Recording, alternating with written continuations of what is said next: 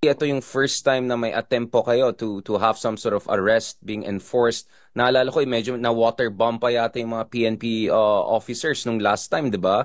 At medyo kung ano-anong sinasabi nila na parang binibiktima mo sila. Even I think Duterte has also said something about this. So I was wondering if there was enough pre-planning and coordination this time at bakit mukhang sa tingin nyo medyo kapos pa rin yung preparations nyo. Did they also make certain Uh, adjustments? What's going on here? um, Compared to the last time, nakapasok naman kami rito on our terms actually. Um, Except for some resistance na talagang nagsa-sidetrack ng mga searching parties, we were able to... Ito may nag-comment na tanga. Ito pipin ko Sabi niya, bobo ka ba? Nasaan yung honor and justice to serve and protect the people? Alam mo ba yun? Sadyang bobo ka, vlogger ka, mukhang nakatira ka yata sa Sasa Mikmik. Tamo, ang tanga mong nag-aral ka ba? Kasi kamukha mo si... anong presa? Tanga ka ba? Ang tanong, yung comment mo na yan, napatupad ba sa panahon ng tangamundugong? Putang inamundugong? Ha? Napatupad ba? Pag-umpugin ko kayo Putang ina mo ka, gago! Diba? Pagpasok ng kapulisan dyan sa kingdom, maraming nag-inarte. Maraming umakting, nahimatay ko acting lang pala, putang ina, dapat namatay na sila. Dapat nga, patay na lahat yung nasa kingdom ngayon Diba? Dapat patay na, kasi mga manyakis yan. Ang mga manyakis, dapat namamatay, putang ina nyo dyan sa kingdom. Ano na? Bobo ka pala Imbis hindi madadamay sila, nang dahil sa comment mo, damay-damay na to. Putang ina mo. Diba? Karantado, ang mga manyakis, pinapatayan.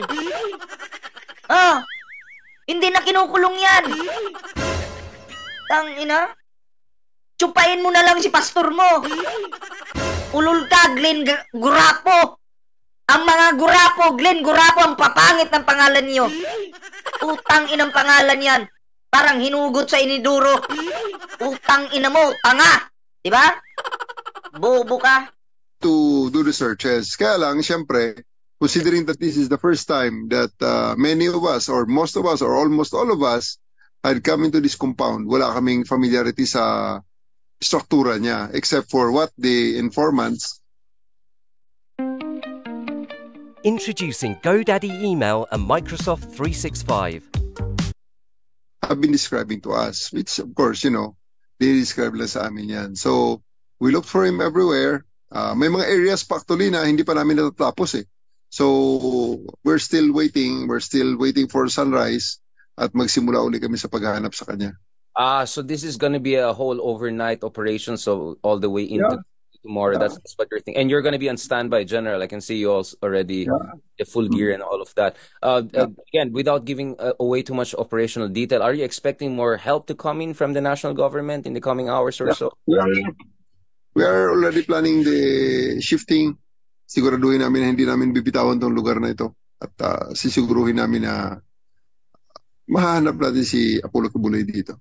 And General, to what degree is also you feel pressure, especially kasi sabi ni President BBM the other day na heads will roll dahil doon nangyari kay Alice Go. Now, of course, thankfully, yung mga counterparts natin sa Indonesia were able to do their job.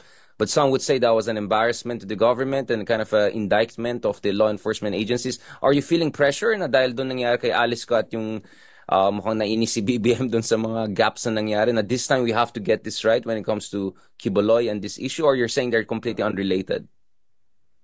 Obviously, there's really pressure kasi pati sa Senate lang, si Chis Escudero is a Senate President. Had already chided the PNP na nakakaya ng PNP, hindi mahuli-huli si Kibuloy, matagal nang may warrant. High-profile personality. Nakakahiya kasi ang PNP Davao, NBI Davao, kaibigan po. Diba? Nakakahiya talaga. Karumal-dumal ang kaso at hindi nahuhuli. So, it's really pressure on all of us here. So, sa ngayon, hahanapin namin itong tao na to. And General, I know you need to move forward, but I want to also ask you, ano po yung masabi niyo dun sa mga accusation ng mga supporters ni Kibuloy, including on SMNI kanina, inattack kayo na may bias daw kayo, na ang ginagawa niyo lang yung utusan niyo ng Amerika, na na illegal. Ito pa, sinasabi nila na nakubra na daw po yung sa Amerika. Nakubra na daw. Tapos wala silang maipakitang mga papel o ebidensya na talagang nangyari yun. 'Di ba? Sabi rin ni Bayad Bayan, isa pang tanga yun.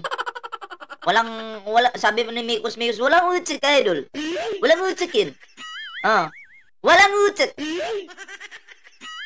Nakubra daw yung patong sa ulo ni Kibuloy na 120 million. 'Di ba? Nakubra daw. Kaya sila ngayon, ang ating kapulisan, grabe daw yung paghahanap kay Kibuloy ngayon, no? Wala pong katotohanan 'yan.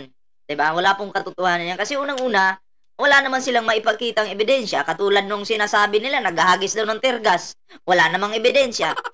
Ang galing nilang gumawa ng kwento at hindi bahala na kayo diyan yung mga taong naniniwala ng mga uto-uto. Hanggang sa mamatay kayo, uto-uto pa rin kayo. Hindi naman kayo pipilitin na 'di ba? Nasa sa inyo na 'yan. Kung magpapauto kayo habang buhay, tanga kayo. Bayad na daw, nakubra na daw. Asan yung ebidensya bayad? Kumain ka ba ng tae mo? KO! Pag mga bayaderos talaga, walang mga silbi. Illegal po yung ginagawa nyo, aggressive at immoral po yung ginagawa nyo. Ano yung masabi nyo sa mga ganitong accusations laban sa inyo? What is the basis for you to enforce this arrest to begin with? Expected naman sa kanila yan because natural, supporters ni Kibuloy ito eh. Sabi ni Emeterio Torcido, di kaya dahil lang sa pera kaya gusto niyo mahuli? Pin ko to. Emeterio Torcido, hindi mo ba alam kung bakit tinuhuli si Kibuloy? Ha? Pinanganak ka bang tanga? Ha? Hindi mo ba alam kung bakit si Kibuloy hinuhuli ngayon? Tapos idadahilan mo sa pera? Nakakain ka ba ng tamod? O nakakain ka ng tae ng asawa mo? KO! Ay, Ma'am Joy Brillante, shoutout po Hindi niya alam kung bakit tinuhuli daw si Kibuloy. Nagpapakatanga. Ipukpukot tong cellphone sa ulo mo. Putang ina ka. Baka tumino ka. So, nasa kay Kibuloy na actually yan kung Ma'am Stella, shoutout po gusto niya talagang patunayan ang sarili niya na inosente or talagang habang buhay na lang na ganyan siya na may hinaharap na kaso. So, may mga sinasite ang kanyang abogado na kesyo pwedeng ganito, pwedeng ganon, but at the end of the day, he's not submitting himself to the jurisdiction. Ang masasabi ko lang sa iyo, Emeterio Torcido, kantutin mo na lang yung aso mo. Di ba idol mo ang pastor mo, putang ina na yan? Kantutin mo ang aso mo. Gayahin mo si pastor. Di ba? Tarantado ka. Baka inutil nito, tanda-tanda mo na para kang tanga. KO! Pulol ka. Court, kundi dito lang siya sa kanyang mga supporters at sinasabi niya inosente siya, and his supporters, hook, line, and sinker, ay tinatanggap na inosente siya. And General, speaking of that, I mean, how optimistic you are that something positive will happen in terms of making sure the rule of law prevails here? Come again? How optimistic you are na yung operation this time might be more fruitful than before and in terms of moving forward in terms of rule of law. Kasi to be honest, this Kibuloy episode I don't think reflects very well on the country and yung allies natin. I mean, he has an FBI wanted list, so many people are wondering, about the effectiveness of our law enforcers. So how optimistic you are now we're moving in the right direction here? Wait lang po, may ads. Wait lang po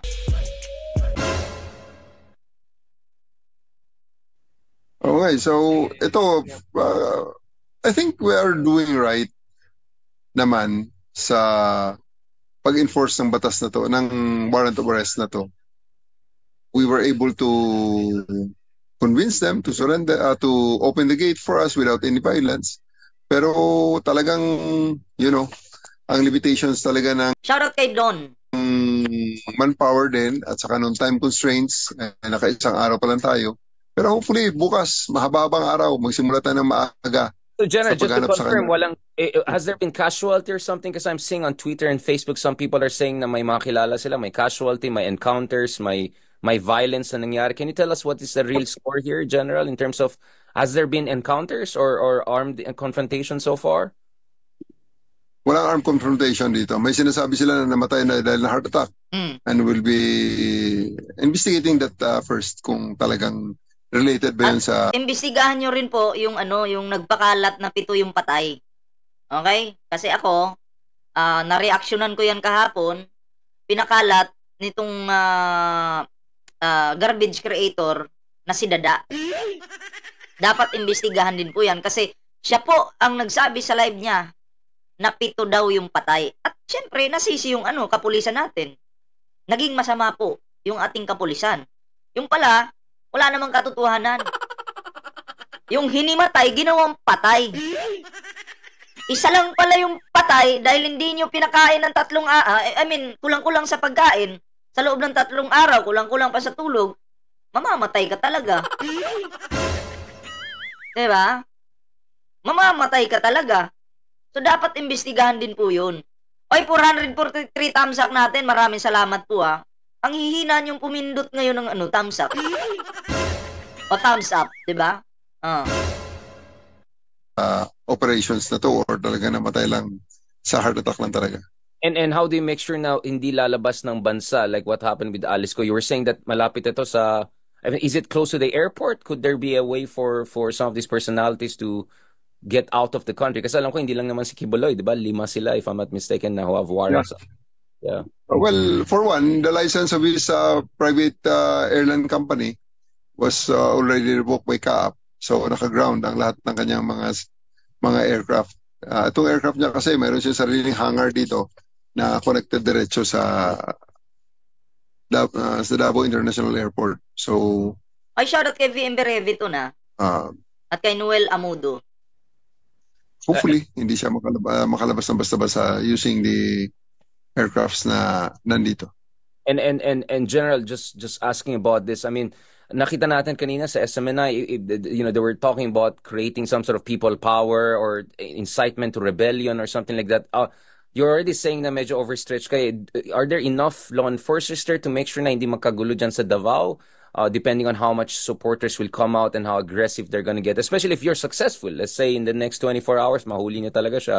For sure, there will be a response. Are you ready for the contingencies?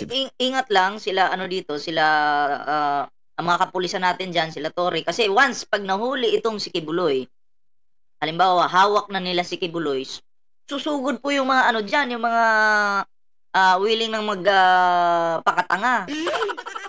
Manggugulo na yan. Diba? Mas matindi yung mangyayari po dyan. Tandaan nyo yan. Diba? Mas matindi. Hinahanap pa nga lang si Kibuloy ngayon. Agresibo na yung mga tao. Paano pa kaya kung hawak na talaga nila si Kibuloy? Mas lalong magiging agresibo yan. Kaya dapat, ingat-ingat po yung ating mga kapulisan dyan. Kasi alam ko may plan A, plan B yung mga yan. O baka may plan C pa.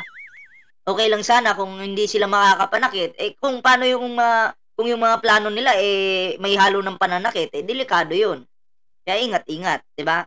Lalo na ito si Torre, no? Na talagang pinagbabantaan pa po yung buhay. 'Di ba? So ingat-ingat lang. If ever they go into civil strife or something more aggressive. I don't believe that the KOJC has the numbers to master. Hindi ako naniniwala na ganun sila karami. Nagkataon lang na maingay lang talaga sila. At ang mga supporters nila are fanatics na talagang buong kabuhayan nila ibinibigay nila kay Kibuloy and Kibuloy. Kabuhayan nila ibinibigay nila kay Kibuloy. Totoo po yan. Oo, totoo po yan. Ha? Had been begging alms for spurious foundations that and he uses the proceeds. Yan ang Hindi naman yan accusations ko . Yan ang mga items na naka-enumerate sa mga naging offenses niya both here and abroad. And General, you're not concerned about the reaction from their key allies, important people like Duterte? I mean, Duterte is a very close friend of Kibuloy's. Are you also looking at contingencies if ever there's also pushback from those powerful figures? We'll cross the bridge when we cross. We'll cross the bridge when we reach there. But right now, wala pa namang reaction kaming nakita sa mga Dutertes except Senator Bato de la Rosa came over this afternoon just to check on what... O nga pala, asa na yung mga Duterte? Yung mananampal, lalo na yung mga mananampal or tatadyakan yata si si Torre, Nicolas Torre. Diba? Nasa na yun? Parang hindi natin maramdaman yung aura ng tao na yun. Kasi sabi pa nyo, sagpa, unyod ka ba pag makita ta ka? Tadyakan siguro, no? Yun yung sabi niya. Nasa na kaya yun? Nasa na? Hindi natin maramdaman. Oh. Diba? Ba't siya yung galit, kalmado lang si Nicolas Torre, siya yung agresibo, siya pa yung takot at duwag. Nasa na yun? Yung tao na yun. KO. Di nyo ba ramdam? Wala sa balita. Grabe, no? Yun kasi, ang hirap kasi sa mga dutae. Sa bunganga sila, sa nag-aangas. Anita Subido, shoutout po Sa bunganga sila nag-aangas, pero wala po sa gawa.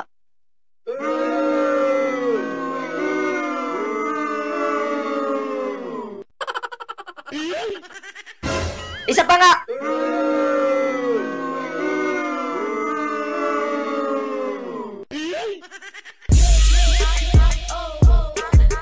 Tuloy na natin to.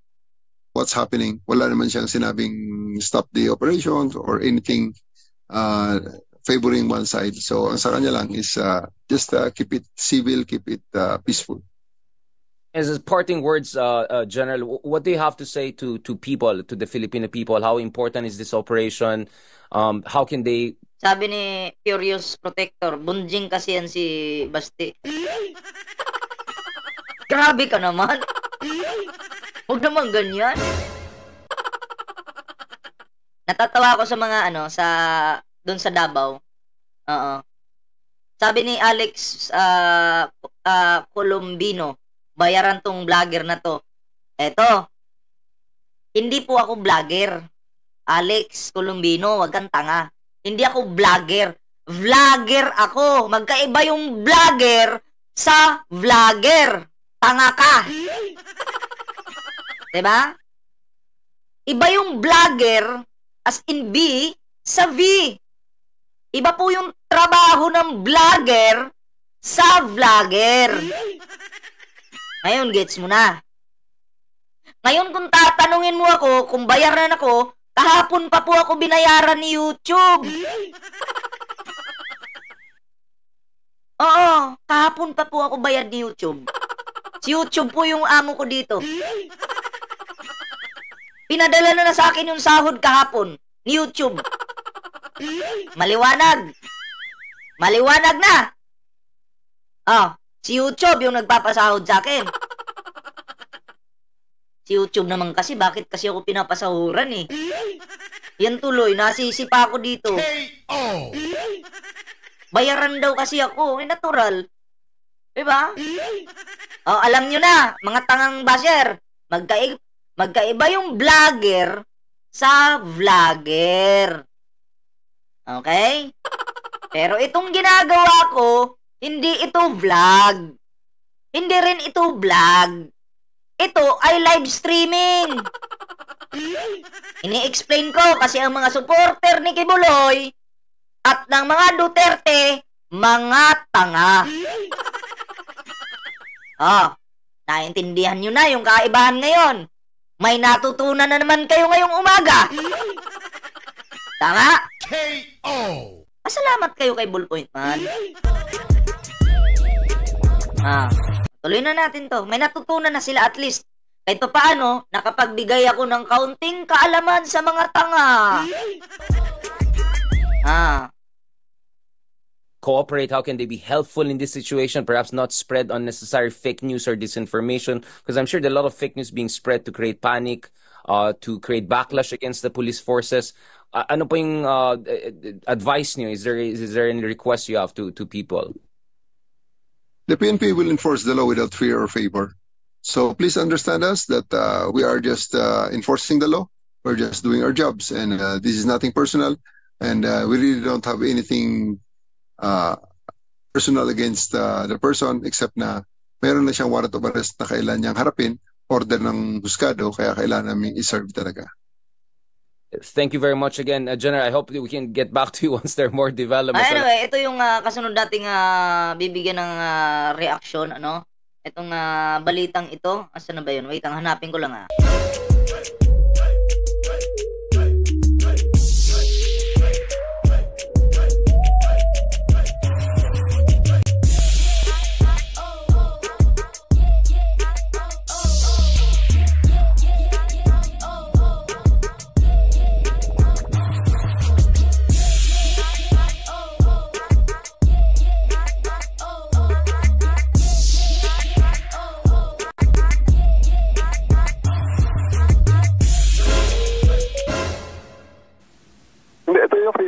Ito na. Gagamitin natin ang mga equipment natin, ground penetrating radars. Kasi tinitingnan natin, may mga suspicious kami mga locations na nakita na kahapon. So, kahapon, actually, usap na kami initially ng kanilang mga abogado at ng mga officers nila rito. Okay naman sana kahapon, kaya lang inabot na tayo ng gabi. Kaya hindi na ako nag-insist na gamitin ang equipment dahil paggabi na at in deference to them naman para makapagpahinga naman sila. Oo nga, sir. Sir, aside po dun sa... May nag-comment dito. Sabi ni Alex Colombino, iba daw yung bayaran sa swelduhan. Okay, alimbawa, amo ako ngayon. Okay? Papaswelduhan kita kasi sahod mo. Ibig sabihin, binayaran kita. So, pareho lang. Magkaiba nga lang siya ng spelling. Pero ganun din yun. O, nagigits mo na. May natutunan ka na naman. KO! Mampi Azania, shoutout po Furious Protector, shoutout po. Pagtugis natin kay Pastor, syempre yung mga disturbance, meron na ho kayong ibang mga na-aresto na for example lumagpas ho dun sa, kumbaga na-violate kayo, hinaras ho ang inyong mga tao. Supposedly, marami na tayong basis for arrest. Yun. Pero as much as possible, ay ayaw na nating dagdagan pa mga na-involved dito ng mga tao. Dahil... Oy, salamat po sa 545 thumbs up natin dyan Ang pinaka-issue lang naman dito talaga is yung mga pang-aabuso na ginawa ni Pastor sa mga nagko-complain ng mga bata. Kaya ayaw na nating dagdagan pa. So, we exercise maximum tolerance para hindi na tayo kung hindi rin lang naman masyadong serious na may masaktan talagang pulis natin ng todo-todo, hindi na tayo gumawa ng mga aresto. Apo, kumusta yung mga pulis naman natin dyan, General? Nabanggit nyo nga, maximum tolerance, pero may mga insidente na po ba o report na sinakta na mismo yung ating mga pulis? Pagpasok pa lang kahapon, may tinamaan na kagad ng backhoe na ginamit nila. Pinagalaw nila yung backhoe. May backhoe? Wait lang mga pre-met matawag.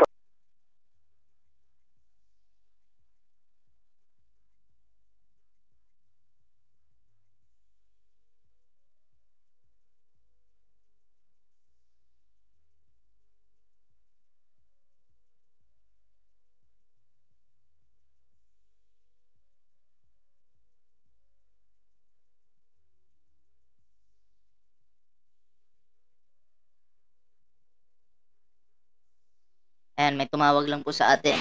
Okay, yan. Tuloy natin to. Kamay. Oo. Dahil napakahaba ng sugat. Ilang pulis to, sir, ang naapektuhan nun?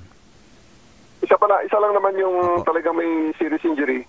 O the rest ay kaya naman nating palampasin na lang. Yung mga tulak-tulak, mga kalmot-kalmot, medyo okay. Well, tulak-tulak, kalmot-kalmot, normal naman yan Oo, hindi talaga maiwasan yan. Basta wag lang yung talagang grabe. No?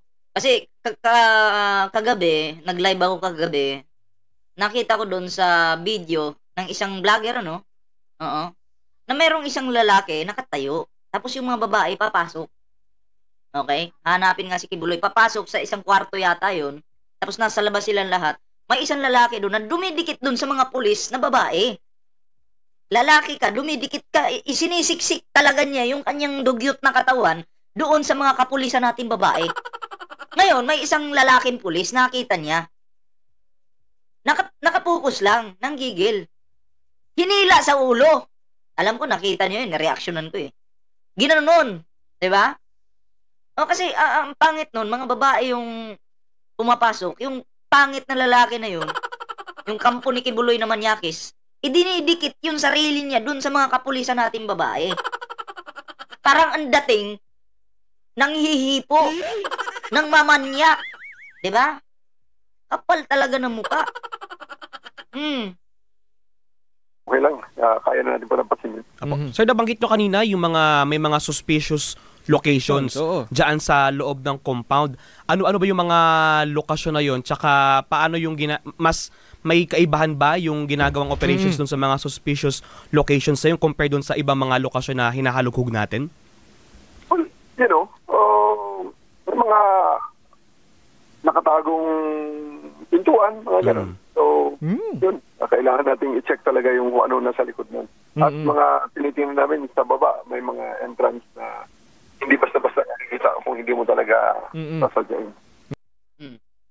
Yun. Anyway, yun yung video, Yun yung video at talagang believe din ako dito kay Nicolas Torre. Talagang ipinapatupad niya po yung batas, 'di ba? Oo, ginagawa niya lang po yung trabaho. Hindi niyo na kailangan magalit. Ginagawa lang nila yung trabaho nila. Pasalamat nga kayo, walang namamatay sa inyo eh. O compare niyo na lang sa panahon ni Digong, 'di ba? Maraming patay dito, patay doon. 'Di ba? Hindi po makakatarungan yung mga ginagawa ng kapulisan noon, 'di ba? Hindi po maganda. Ngayon nga tamo, binabastos niyo pa yung mga kapulisan natin, minumura niyo pa. O sa panahon ni Digong, subukan niyo murahin. Tataniman pa kayo. 'Di ba? 'Yun, napakabait ng ating pangulo ngayon, talagang natuturuan or kung ano yung naaada po ng kapulisan, yung ugali ng ating Pangulo. Tingnan nyo, may mga body cam na sila, di ba? Oo, may body cam. Tingnan mo yung sa panahon ni Digong, may body cam ba? Wala. Sasabihin na lang, nanlaban eh. O, tatanungin mo, asan yung body cam mo? Wala po eh. Wala po kami niyan eh. Di ba? Isang malaking kahangalan po talaga yung nangyari sa panahon ni Digong. No? So, yun lang po yung ating video ngayon. Abangan nyo po mamaya. May live po tayo mamaya ha. At syempre, meron po tayong Facebook dito. Pwede nyo pong suportahan yung ating Facebook, i-follow, ayan ha. At abangan nyo po mamaya, maya-maya lang may upload po tayo. At mamayang hapon, 3 or 4 PM po, may live po tayo. May isang tanga tayong babakbakan mamaya. Diba? At syempre, salamat po sa nag-like ng ating video ngayon, nag-share ng ating video ngayon, nag-subscribe sa ating munting YouTube channel. Maraming salamat po. Okay, kita-kits po ulit tayo mamaya. Okay? Live po tayo mamaya. At shoutout po muna tayo, no? Bago po tayo magtapos. Wait lang shoutout muna tayo. Asan na ba yun? Ito, shoutout kay Christopher Lloyd Sanggalang, Jen Mendoza, Jorley Brandis, VMB Reviton, shoutout po kay Owen Galbante, Manny Recto, Christopher Lloyd Sanggalang, option 0. Sino pa ba to? Kay Ate Lorraine, shoutout sa iyo ha. At kay Raizo, Carl Alejo, shoutout kay Paul Fierro, magandang hapon po sa iyo. Kay Equilibrium, magandang hapon po. At syempre kay Mark Anthony Natural.